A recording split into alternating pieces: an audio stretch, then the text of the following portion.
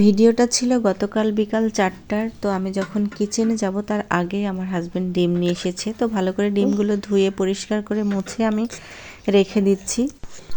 তো এই যে রোজার মাসে তো তাড়াতাড়ি রান্নাঘরে ঢোকা লাগে, আর আমার বুয়া খালার জন্য একটু দেরি হয়ে যায়, কারণ উনি এসে কাজ করে যেতে যেতে ৪টা বেজে যায়। তো উনি যাওয়ার সাথে সাথে আমি কিচেনে ঢুকে যাই।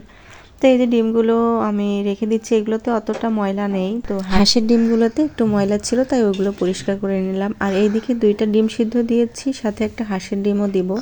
যেহেতু ডিমের চপ বানাবো, এই জন্য ডিমগুলো সিদ্ধ করে নিচ্ছি। আর জানো তো, যত আগেই আমি কিচেনে ঢুকি না কেন, আমার খুব লেট হয়ে যায়। একেবারে ইফতারির সময় আমার কাজ শেষ হয়। তো ব্যাপার না, আমার খুব ভালো লাগে বিকালে এই আয়োজনগুলো করতে।